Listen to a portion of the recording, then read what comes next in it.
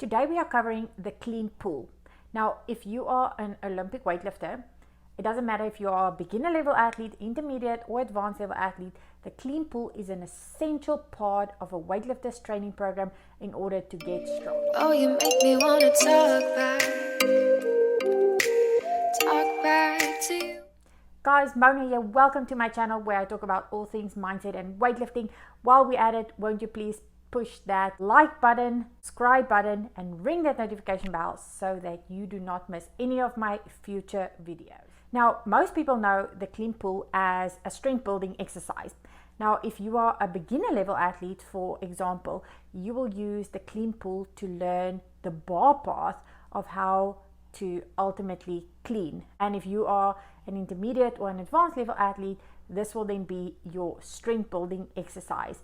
Now, if you do this exercise correctly, you will see tremendous strength gains. But if done incorrectly, this could definitely hinder your bar path, how you move, and you will not see the strength transfer. You do not do the clean pull the way you would do a deadlift. And I'm not talking about how a weightlifter does a deadlift. I'm talking about, for example, how a person would just deadlift with a round back. You have to make sure that when you approach that bar to do the clean pull, that in your mind, you must tell yourself that I am going to pull the weight the exact same weight as what I would do a clean. Now, let's talk about how to clean pull. Now, firstly, your stance will be the same as what it would be in a clean. So for most people, that would be just either hip width or just wider than hip width. Then it's important to make sure that when you go down and you grab the bar, that your back stays nice and tight. You will either have a hook grip doing it, or you will use straps. Most athletes who's been doing weightlifting for a very long time will end up using straps. But if you are a beginner level athlete, I would rather train the grip and focus on doing the movement correctly. The next step will include you keeping your arms nice and relaxed, making sure that your shoulders, elbows, wrists are nicely over the bar. You will then start off by driving the ground away with your feet. You will also feel a lot stronger in that position, and you will feel that the legs are being activated. Using those legs is essential. You will then keep that back angle for as long as possible. When the barbell starts passing the knees, that's when you will start to get that full extension with your back, and you will reach a triple extension, which means ankles, knees, and hips will be fully extended. With your clean pull, you want to make sure then that you shrug that barbell up, again keeping the arms nice and relaxed, focusing on that vertical pull, keeping the trunk nice and tight. With your clean pull, I do not like to emphasize overextension, rather focus on getting that tall position. When athletes do end up overextending, they do lose a bit of disconnect in the movement. Now, what percentage do people work when they do the clean pull? Now, first and foremost, you will always take your 1 rep max clean.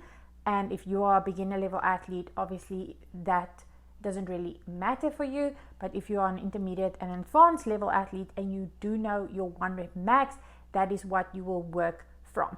Now, normally an athlete would do clean pulls anything ranging from about 80% till about 110, 120% of the 1 rep max clean, and you will end up doing reps between 3 and 5 repetitions. This depends on your training program, the goal of what you want to achieve with the clean pulls. Again, if you tend to go too heavy, you do have that chance of losing that back angle, and the back might end up bending, which will again not have the transfer that you want to your clean at the end of the day. Now, if you are a beginner level athlete, I would generally say use the same weight as what you would do your cleans with, and once you get used to the movement, you can add about 10 kgs to 15 kgs to what you are working in training. Guys, if you visit liftbigeatbig.com, you will see that we have a lot of free resources on there with regards to weightlifting movement, weightlifting equipment, even some training guides on how to fix your snatch and your clean and jerk. Now, if you are interested in joining our online community, we have over 25 programs available for you, which are for athletes all the way from beginner to advanced, and these are for weightlifters, crossfitters, strongman athletes, powerbuilding athletes, and more. So if you want a great app with programming, lots of different training cycles to choose from, even a competition training block, as well as my weightlifting mastery course, and on top of that, you will also have access to our online community. And as a bonus, I also give video feedback to those athletes who are on the program. Guys, thank you so much for watching my video.